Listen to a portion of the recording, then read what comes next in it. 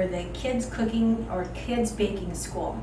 And in this video, we will be preparing the light as a feather whole wheat pancakes. The first thing that we'll need to do is to get our grill started. We have an electric grill. If you want to use a pan at home, you can use a pan at home. We're going to start this at a medium-high heat. Okay. And then we're going to start with our dry ingredients. Usually what we like to do, and of course we will give you the directions for this, is to measure all your ingredients, your dry ingredients together, and then generally it works to put your wet ingredients together and then put them together. But always follow the directions of your recipe. So we're going to start with 1 1/3 cups of whole wheat flour. And if you've seen our video on the kids cooking school measuring dry ingredients, you'll notice that the dry ingredients, we measure them by lightly scooping rather than going in, because if we go in and just scoop out, we will compact the flour and we will end up with too much flour, which results in a dense product, and we don't want that because we're making light as a feather pancakes, whole wheat pancakes. One thing about our whole wheat flour is we are getting fiber from that. What makes whole wheat flour different than plain all-purpose flour is that the whole husk of the seed is ground into the flour. It's a better nutritional choice. It has a lot more of the fats and fibers and antioxidants that we want. Oh, that we're supposed to have 1 1/4. I get to talking and I forget what I'm supposed to be doing. So 1 1/3. So here's our other third.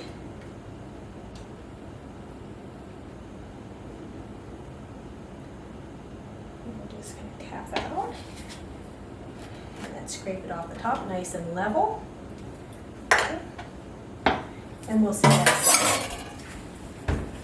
Okay. And then we will go to 1 1/2 teaspoon of baking powder. And again, the baking powder is a double acting baking powder. Once the ingredients, we add the liquid ingredients, it will start to activate. However, we have to wait for the heat to activate the other portion. That's why this is called double active baking powder.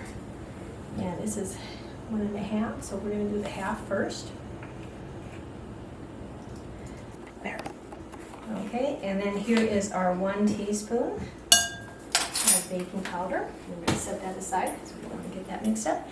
And we're going to add a 1/4 teaspoon of salt.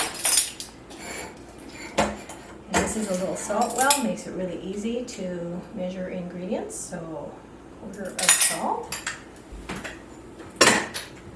Okay. And then the baking powder, we're going to need 1/4 teaspoon of baking powder.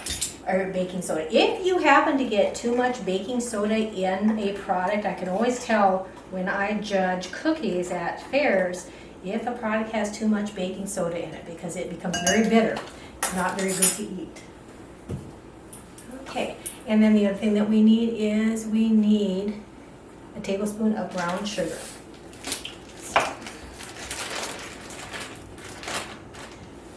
If your brown sugar gets hard after you open it, did you know that you can put a slice of bread in your brown sugar and it will actually help to soften it up? Just leave it overnight with a slice of bread in a container, a sealed container, and it will seal right back, or it will get moist again so that you're going to be able to reuse that.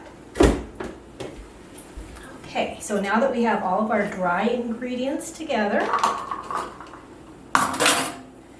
let's mix that up.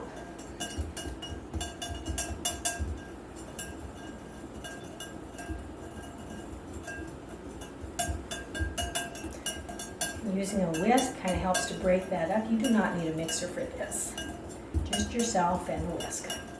If you don't have a whisk, use a couple of forks. Okay, so to get our wet ingredients, let's first start off with our buttermilk, and we're going to do 1 1/3 cup of our buttermilk.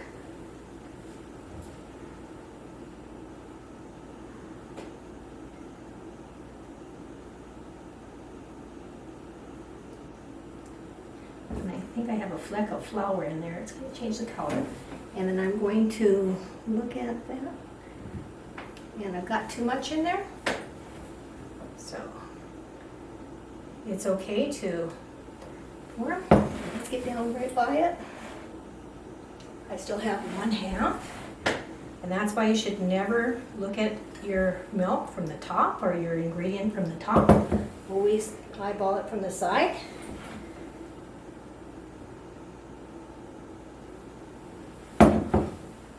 And we're perfect there. Okay.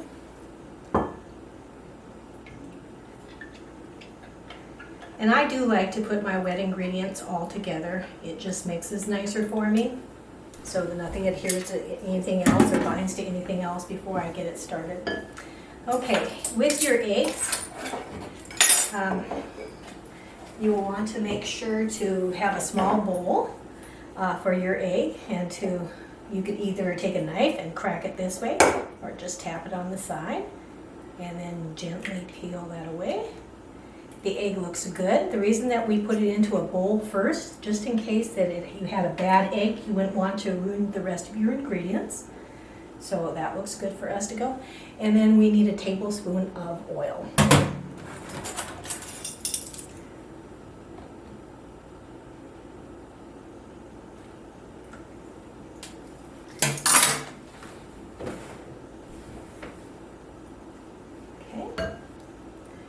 Let's just gently whisk this together, break up that egg yolk.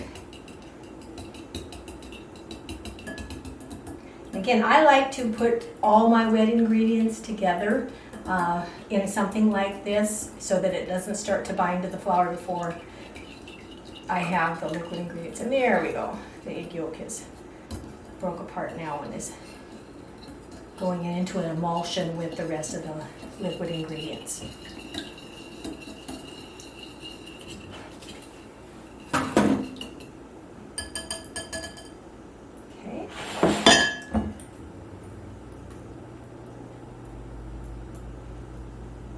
Come back to that in a minute.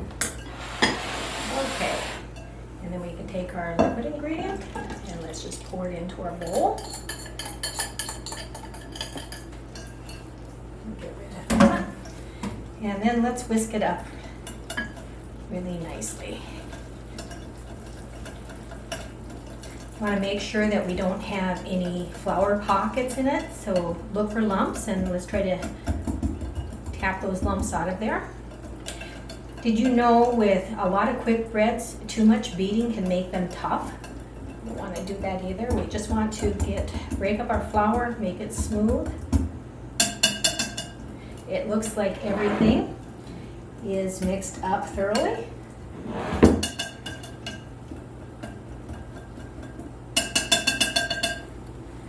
Okay.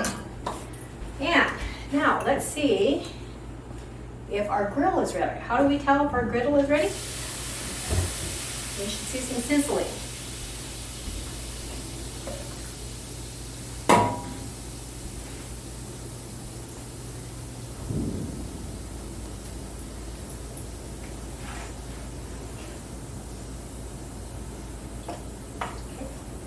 I do like to put a little bit of spray oil, even though this is a non-stick surface. It just makes cleanup so much easier. Okay. And then we're just going to pour it on the grill. And I like my large grill because I can get a couple of different pancakes on here at the same time. However, you can use just a straight 12-inch skillet.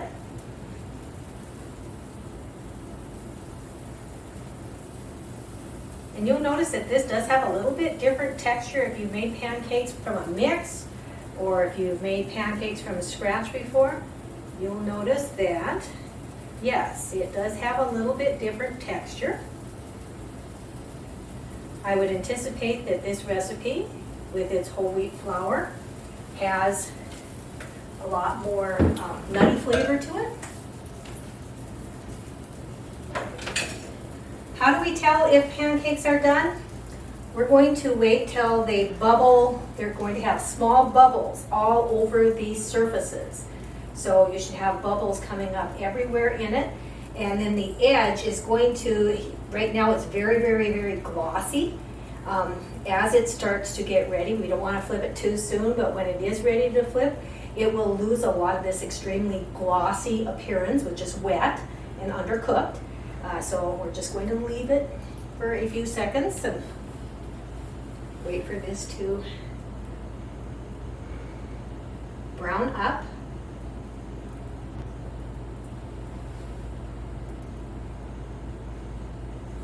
Interestingly enough, you can see we have a little bit of light browning on the edge, but we're not quite there yet. You can check just by lifting up, and you can see that one was a little bit tough.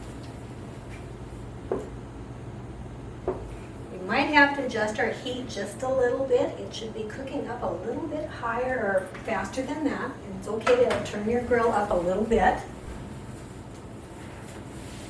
And we're going to go ahead and clean up and get ready to eat.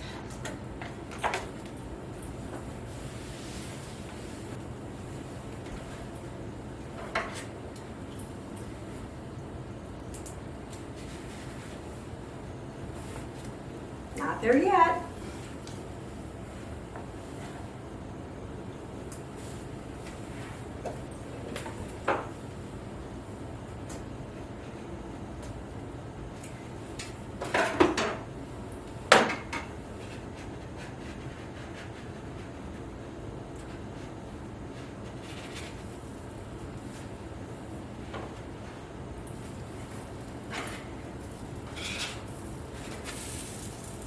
There, we have one done.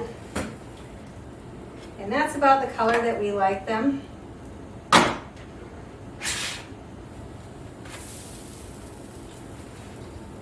That's probably a little bit too light.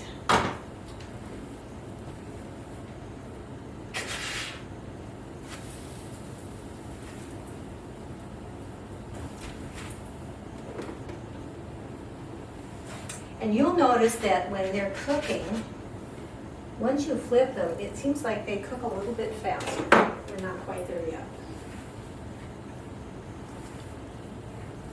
It should have a nice doming. And again, that heat is activating the baking soda and the baking powder, which are both the leavening ingredients in this recipe. Egg can be a little bit of an leavening agent as well. So between these three leavening agents, we should have a nice fluffy pancake.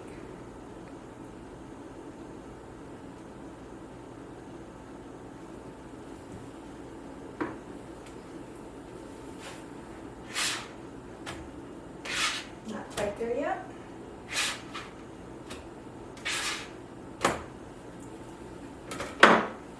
You see the steam rising off of it. The steam is also going to get inside there and help to lift it up. That's why we don't like to turn them, continuously turn them. They will have a light fluffiness the less that we turn them.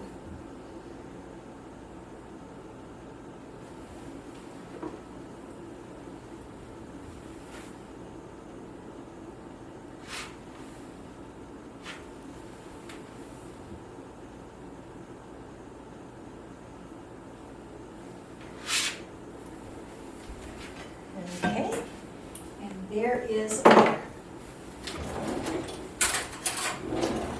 pancake. We'll put a little dash of butter on it. Put your favorite syrup on it.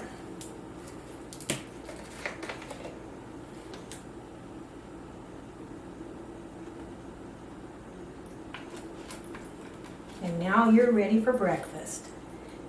This is Donna Anderson, NDSU Extension Agent with the Kids Cooking or Baking School. Join us for the next video.